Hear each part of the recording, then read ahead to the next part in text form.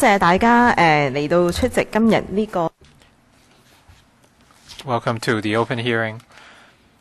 In the first session, well, we just wrapped up the first session, and now we will proceed to the second. So I will read out the rules again. So we are discussing two issues. First, the development of bazaars in public housing estates and issues relating to letting of markets under the Hong Kong Housing Authority. The second session would end at 6:45. You can use the headsets in front of you if needed. Channel 0 is the floor, Channel 1 Cantonese, Channel 2 English, Channel 3 Putonghua. You have no more than 3 minutes. Your speeches and submissions will not be protected by the Electoral Powers and Privileges Ordinance.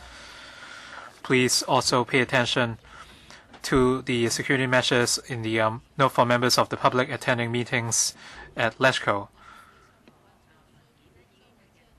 The note has been attached in the letter issued to you by the Secretariat. Those in the public gallery can also obtain a copy of the note from our security staff. If you have prepared a speech, please write your name on it and hand it over to our staff before you leave.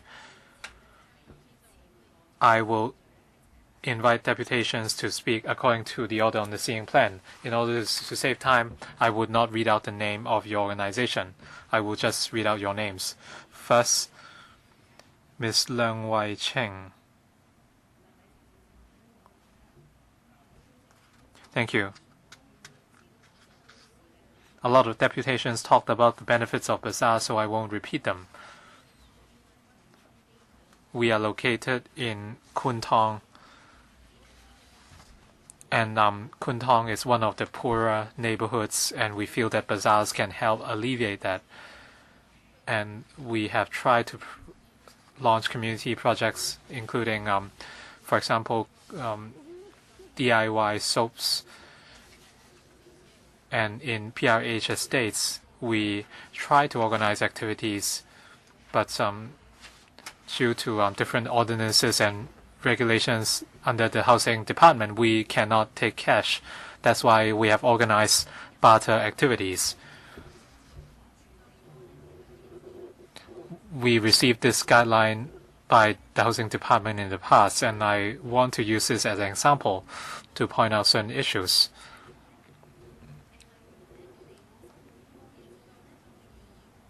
According to the guideline, when running charitable activities, the applicant cannot take cash or checks at the venue. So we are quite perplexed. What about cash coupons or donation boxes? So we are not very clear about these. On the seventh point, it says we cannot cause nuisance to the public. So how is that defined? How do you define nuisance? We ran barter activities in the past, and we were accused by the public and DHD of messing up the place, and we were asked to stop. So we wonder about the standards. And here it says the HA reserves the right to revoke the approval at any time. And we have to inform the EMAX 3 days ahead of time. So you are being partial. The housing department can inform us whenever they want to. But how can we inform them if we cannot set up store and there's no appeal mechanism? So there's a disparity of power, and the entire issue is unclear. So can there be more clear guidelines on the application for bazaars?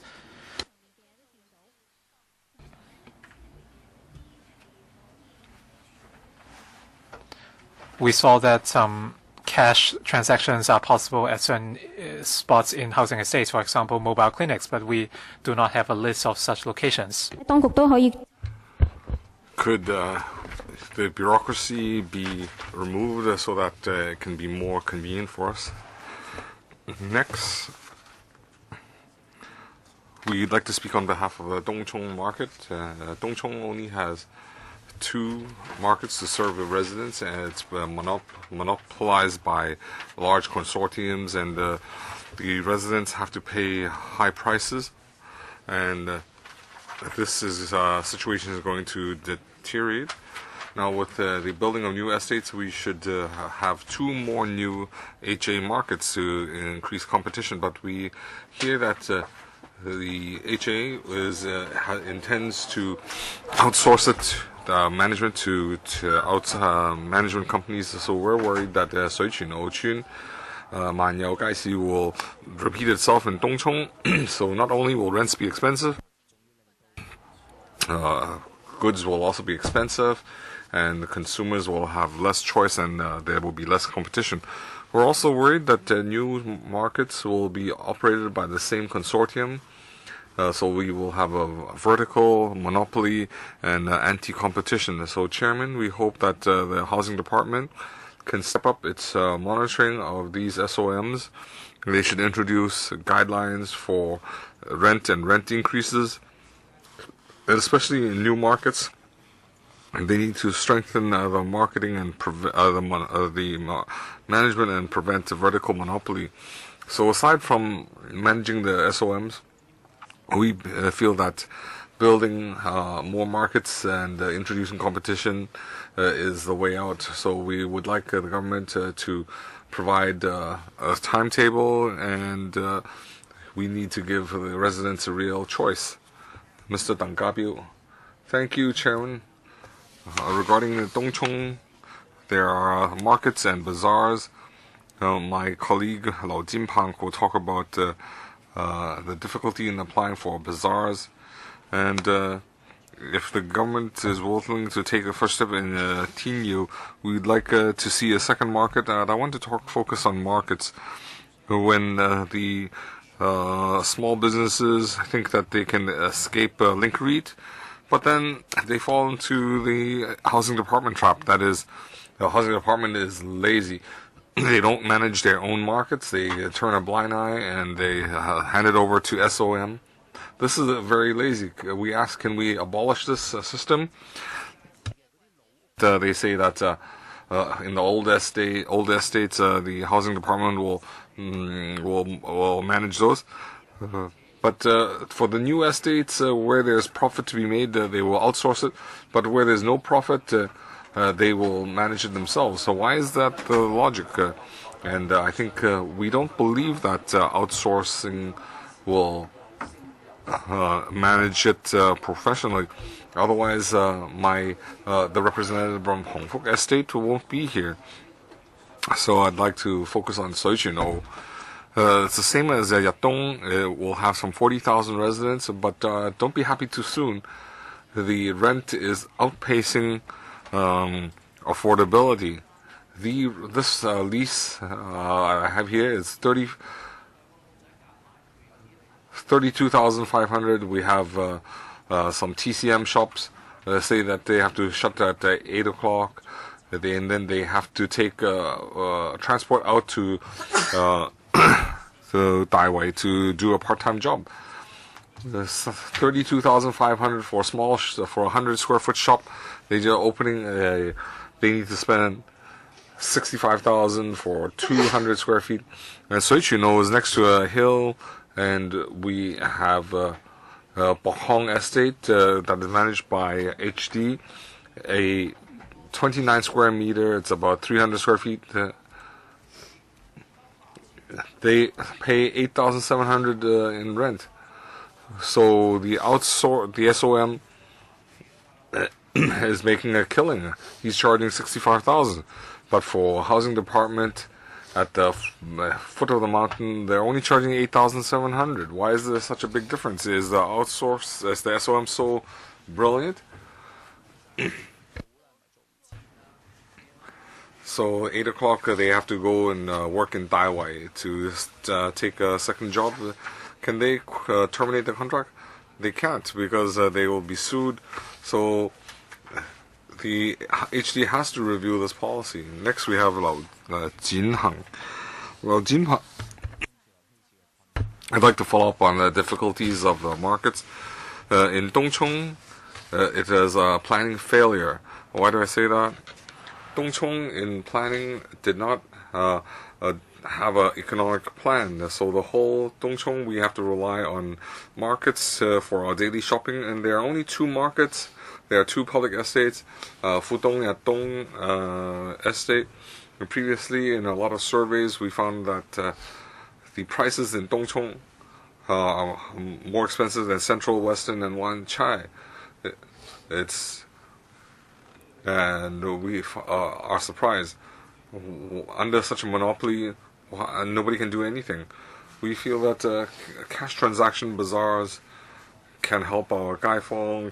They can buy cheap vegetables and fruit, and some young people, they might have some handcrafts, and they would like to operate in their own bazaar, operate their little shop in a bazaar, but they are denied these opportunities because HD doesn't allow for cash transaction bazaars.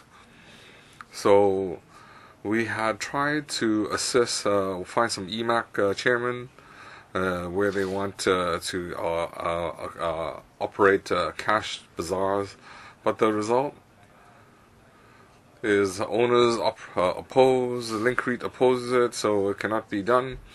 But even HD representatives, they in their written replies, they say they have an open attitude. Well, it's very clear. Do you support cash transaction bazaars, cash bazaars? We are aware that Tinyu estate has a living example where they have Linkread in the estate, but why Yatong? It's such a unique community. Why can't they have cash bazaars?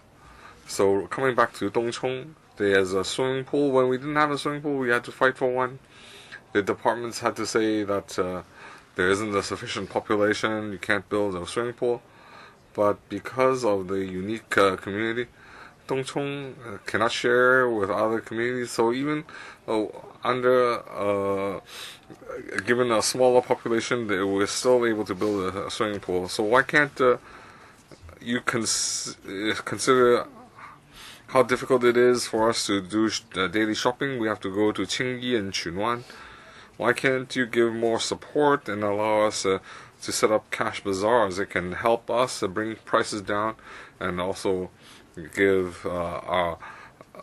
provide us with job opportunities, and it can bring down daily shopping prices. So we'd like the officials to respond.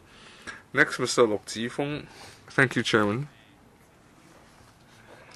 I'd like to suggest to HD that they need to examine their lease arrangements in Hongfukchun market. There are more than 40 stall operators in Hongfeng market. In June 2015, they had a tender, and SOM won the tender.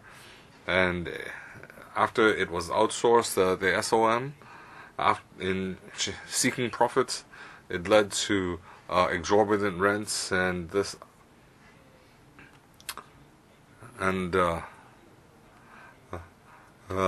HD has rules setting caps on air conditioning fees and other fees, and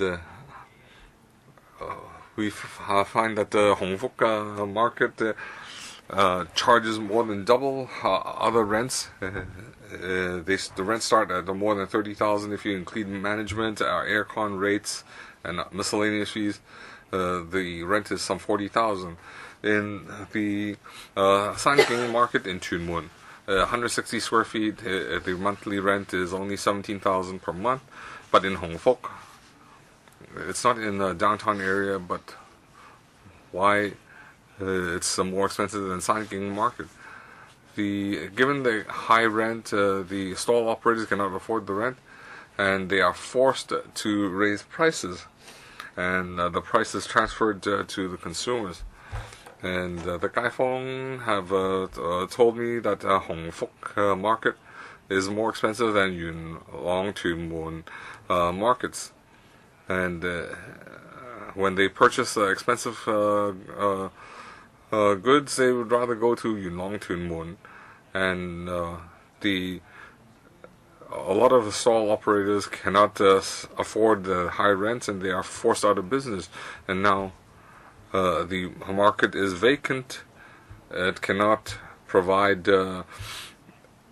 service to the residents. So I think Hong Fuk market under the SOM is a failure. The SOM had charged an exorbitant rent, and it led to operating pressure, and they had to raise prices, and the residents could not afford that market price. So I would like HD to scrap the SOM arrangement and manage markets directly. They should get rid of the middleman. Given the economic downturn, the outsources are charging too much rent. Next, Ms. Leung Wing-yan. I'm a social worker from a new estate. The residents, a lot of residents don't have markets, and they have to walk some 20 minutes to an old market. And we feel that for new estates, if we could have some temporary bazaars, it's convenient for residents. Just now we heard that in the first session of the deputation here, the first supermarket was only opened 6 months after the residents move in. And for a lot of elderly people that move in, where can they shop? So if we have bazaars, if we have small stalls that operate from other bazaars, or people that can sell vegetables and fruit, it can help the new residents to settle in the new estate. Regarding the poor, we have some elderly that still want to participate in the labor force.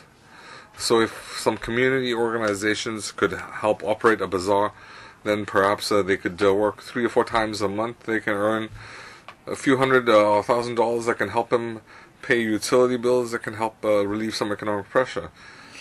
Just now some deputations also shared that we had applied for operating a bazaar. For example, in Ngau Kok in March. Wang Dai-sin also had an application in April, but they didn't allow cash transactions. There was an unsuccessful application. They had to either do a barter or use coupons. So I'd like to ask the director, a bazaar, and is your understanding different from NGOs? Do we have to limit cash transactions? Actually, could we go to EMAX and apply, and could we make an application? Ms. So Man-ying. Thank you, Chairman. I represent Smart Governance Lab, and even though HD says that they need to consult the DMCs and but in 27 January, Kokake had asked for a list of 75 estates. It indicates that the DMCs is the single owner, and there's no need to check the ownership of these estates. So I find that a very strange question. And previously, regarding the 78 estates, we compiled a map from that data, and we find that these estates are within a walkable distance, especially in the Kowloon East. So we're thinking that in Tinyu estate, for example, there was cash transaction, there were fresh goods, dry goods, and even frozen meat. And it was a 15-week bazaar, and it indicates that the HD approval process it allows for these complex applications. So Smart Governance Lab wants to propose some ideas. First, the grassroots and and a lot of organizations, they don't know whether government estates can allow the running of bazaars. We're also not sure whether we also wonder if the government allows for bazaars to be run internally. So if we have successful bazaars, they should liaise with the frontline staff. And whether bazaars have commercial interests, you can look at the FEHD license application. There are some ideas we can borrow from. For example, they would suggest that the application organizations, they should submit a plan, a map, how many stalls, what kind of goods will be sold. Well, other departments are already doing that, so HD can make reference to that. Regarding standard fees, these are already in existence. We can the application organization can pay a few $100s and have a mobile vehicle. There are a lot of precedents. It's just whether the HD can remove some of the bureaucracy. Another point is the EMAC. It involves a lot of the tenants, the HA, the property management company. So we feel that the consultation is sufficient. Next, Ms. Chen Wei-zhen. Chairman, I've heard a lot of questions I want to ask have already been raised, but I live in Southern District in Stanley. Stanley only has one Linkreach supermarket, and recently, after serving 17 years, it closed down. So there are some 2,000 PRH residents. The elderly, they have to take transport to Taiwan or Aberdeen to do shopping, and it's a very painful exercise. But we've already lived there for 17 years. But there's nothing we can do about it. So we hope that the bazaar, we do have a strong desire for bazaars, and we waited a long time. There are actually a lot of bazaars. We have some innovative bazaars. Even Stanley has its own bazaar. But why can't they do things to make it convenient for the public? It can also be a tourist landmark. A lot of shops have closed, and tourists won't go there, but they would rather go over to Linkreach a venue. So I think HD needs to has to spend more effort. If there are bazaars that can be convenient for a lot of people, they don't allow for cash transaction. They have to apply for licenses from HD, and you have to wait, you have to apply, and they have to apply as a proponent.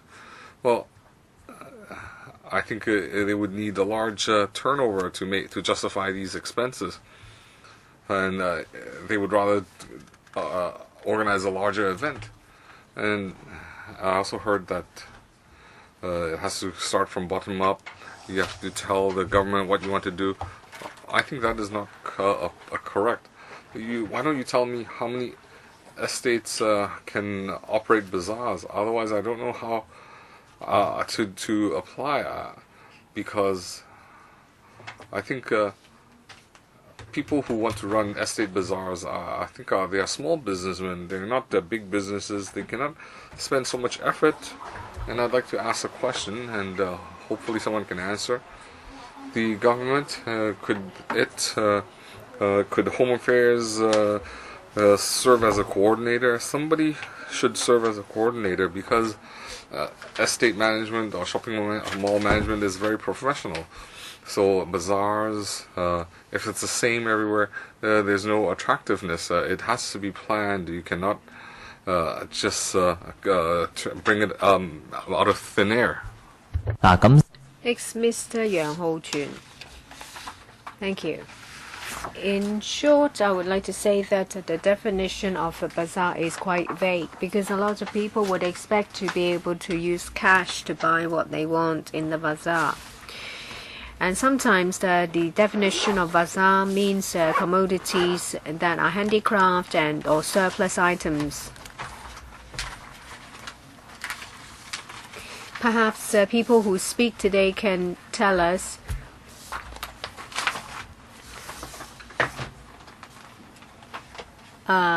what they actually want. It is something like a place where hawkers operate. Many years ago in Wong Tai Sin, there were two markets.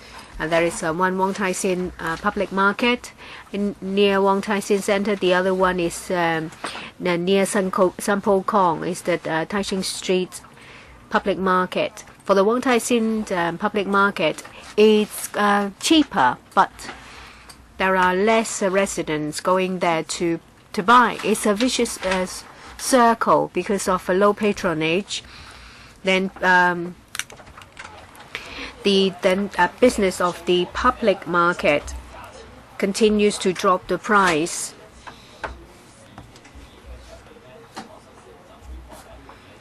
So I would like to say that with cheap rental,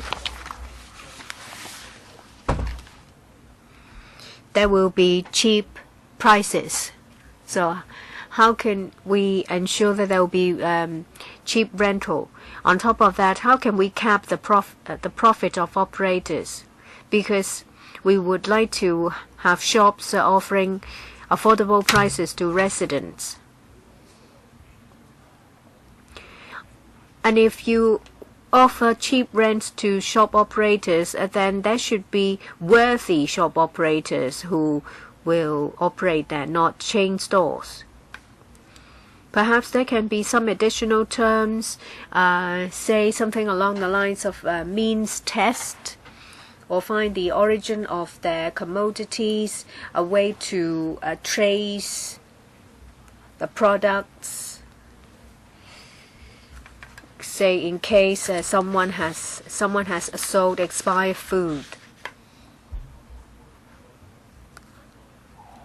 So can the two proposals be implemented? First of all, means test, so that conglomerates can't operate these stores, and two, there should be some kind of profit cap to ensure prices are not too high. Let's hear from the administration. Is it the deputy director? Towards the end of the last session, we were talking about the ballot system when there are more than one applicant. Well, I will supplement, and then I will defer to Ms. Wong, the assistant director. If in the same estate, same location, there are more than one applicant, what we are going to do? Actually, we have talked about this in a panel meeting previously. The housing authority's usual approach, well, we have dealt with a lot of activities at various locations. Our usual approach is to draw lots. We'll ask the relevant organizations to witness it. So if there can't be successful negotiation, then we will take this approach. When it comes to bazaar, we will follow the government's policy. So it will be, we will have to clarify with the FNHB to see if they will adopt this approach. I was only saying that that's the usual approach of the housing department only. Assistant Director, thank you. We've heard from a lot of deputations in relation to applications and operation of bazaars.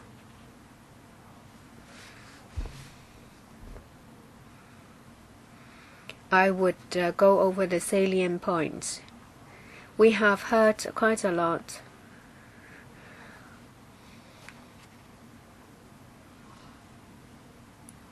about whether cash transactions are allowed.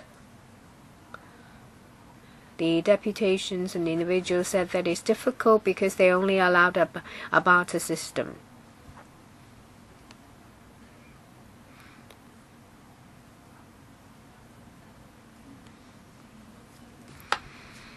There are different types of activities organized in the PRH estates, and there are different requirements. If it's a cash transaction, if it's non-cash transaction, say for example charitable activities to promote neighborly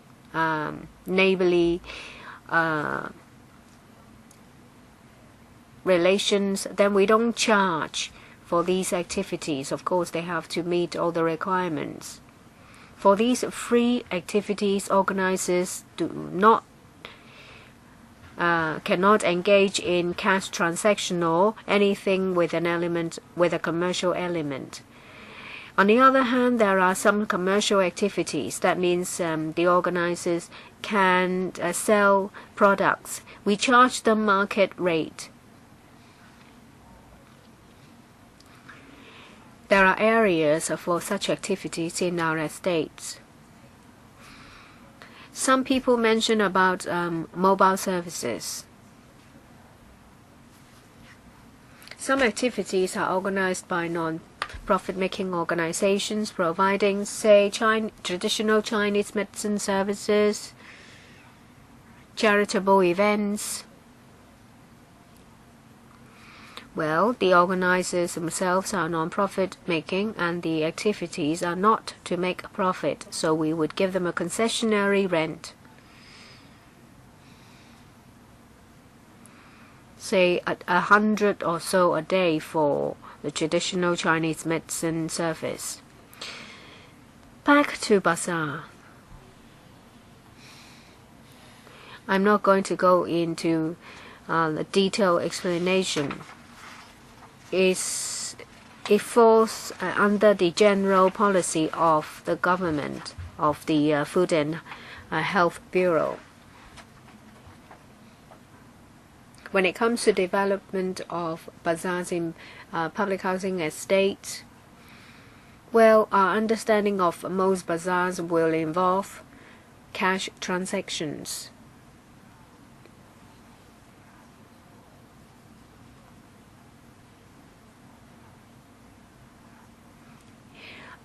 Assuming that the proposals are supported, then we allow cash transactions, and we will charge for the venue. It's a concessionary rent. Say Tin Yu Bazaar. Every day we charge $600 to cover our administrative cost. I hope this clarifies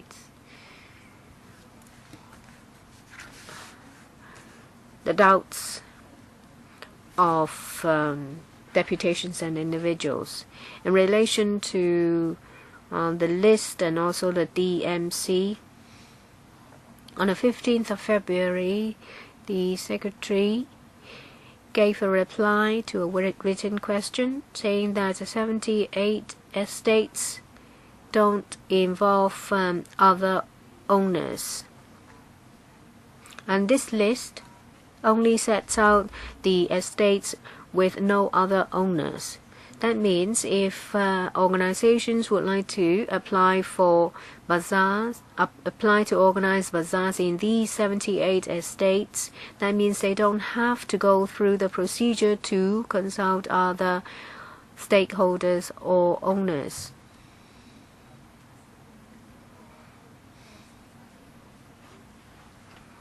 Still, these organizations will have to go through the bottom-up procedure, and we still have to consult the views of residents or tenants of the public housing estate.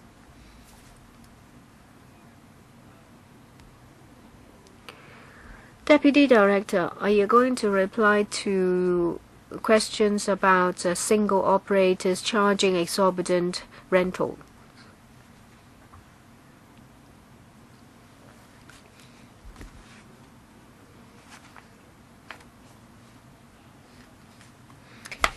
We give flexibility to the single operator when it comes to setting of rental levels.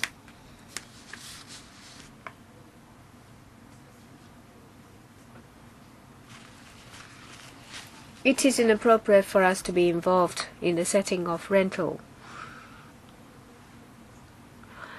Currently, the Housing Authority has not set a cap on rental level.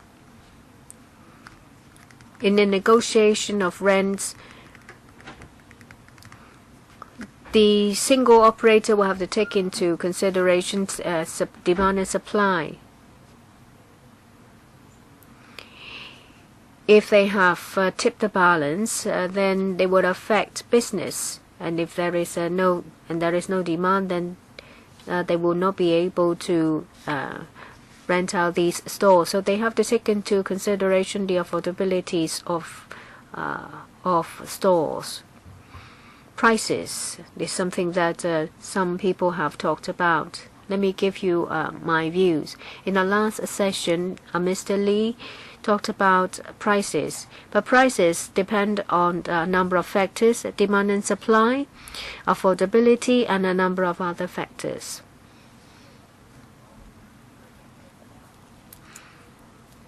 It does not necessarily peg with the rental charge. And we want to enable choices. We would like to enable customers to have more choices. Say, for example, well,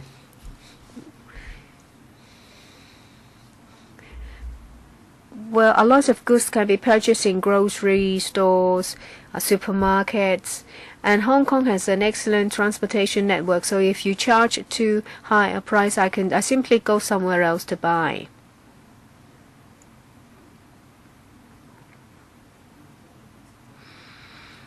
So affordability of residents and store owners will have to be taken into account.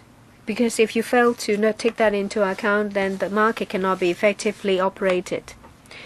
This meeting is scheduled to end at 6:55. I'm going to extend it for no more than 15 minutes for all members to ask questions. Ms. Lau Siu-lai to be followed by Mr. Leung Kwok-hong and then Dr. Edward Yiu. Well, I don't know whether the officials simply don't know about how people live, or they don't care. You expect residents to take public transport to go to a different district, to spend time and money on that just to buy something? Perhaps elderly people and some grassroots can't simply afford that. Different members notice that there are some single operators that also takes up retail. You said that you allow them 20%. They give themselves a concessionary rental so that they can sell their goods cheaper, whereas other operators will have to pay high rental and they can't offer competitive prices. How can this be reasonable? Some members have already said that this is a complete disgrace. Why would you allow these single operators to operate as individual store operators as well? I do think that the housing authority should manage public markets themselves. If they don't have people with expertise, recruit some.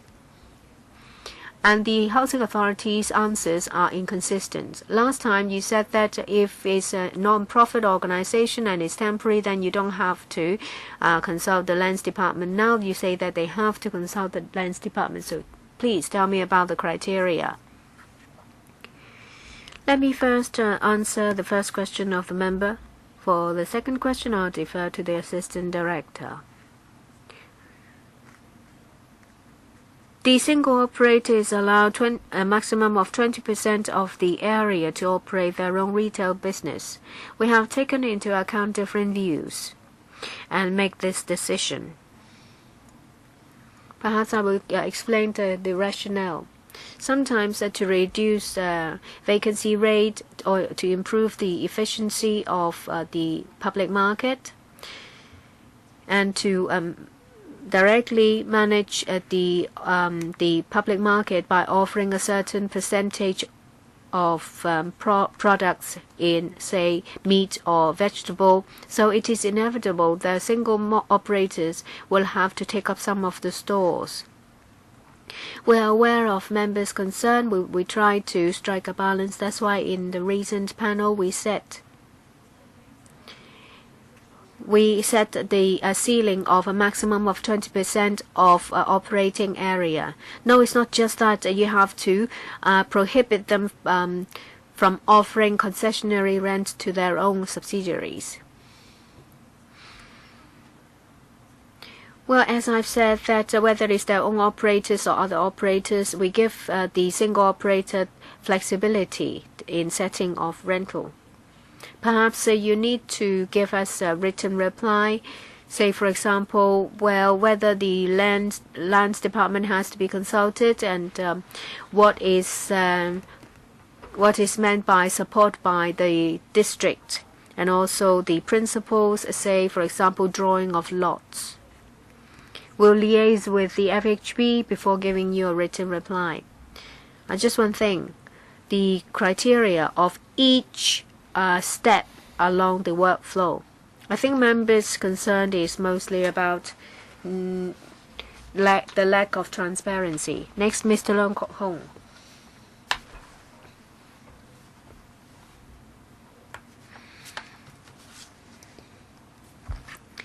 Well, we can tell by a number of factors whether an organization has power, whether there is a due process. I learned that from court proceedings. There is a principle that is prescribed by law. Looking at the information about bazaars, for time required, it doesn't specify when the departments have to reply. And so that means you don't have to explain why you reject an application. That means, you are the only decision maker. I can't take a judicial review against you. If there is a standard, then you set the standard. If you meet the standard, then you stand a chance. And then for all those who meet the standard, then you compare them. At the same time, you will have to set deadlines for yourself when you will have to do what. Say, for example, when you have to give a reply. Without these, that is nothing.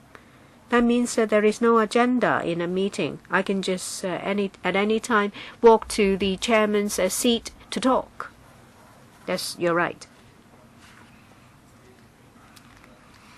Those outsourced markets, public markets, it's just like Lingrit.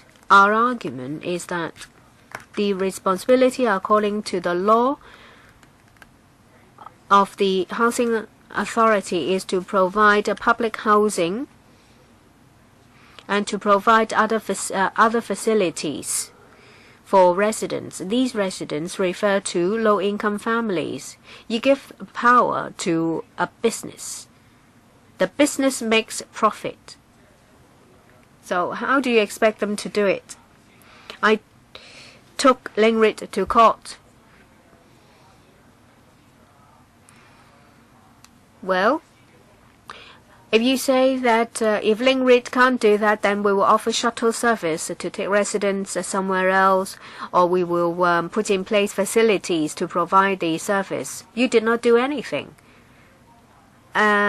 You cite something that is 1988 to use it in 1997, and then it went through Lingrit, which kills everything. So can you tell me again, how can the single operator operate 20% of the business floor area?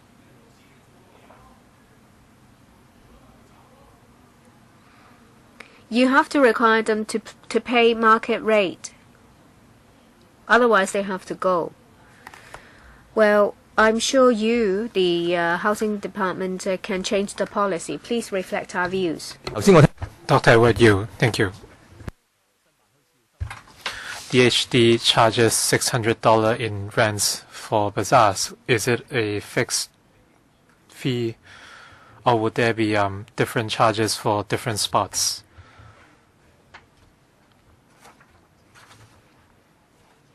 Will they ask the operator to sublet the stores to different bazaar tenants? So are you going to monitor both tiers? Thank you very much. As for the fees, as I have explained, the operator of a bazaar must be a non-profit or charity, and the bazaar must be for non-profitable purposes before we would offer the concessionary rent. As I said, the daily rent is $600, and it would depend on the size of the bazaar. Right now, we are taking a more lenient approach because we are not talking about very big bazaars. So we will charge $600 per day across the board, so long as they meet the specific conditions. How about the second question? What if they sublet the tenants to other operators or merchants? So we will look at their proposal and we would assess the situation.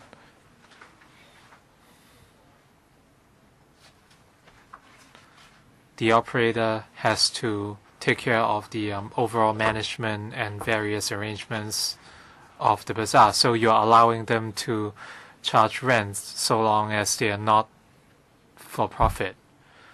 It really depends on the actual approach. So the applicant has to come up with an overall plan. And if conditions are met, we will approve their applications. So are they going to tell you how much they will charge?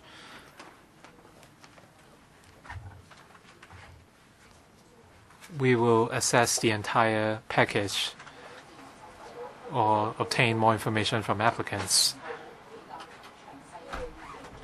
It's a rather comprehensive proposal. How do you intend to spend the rent you receive?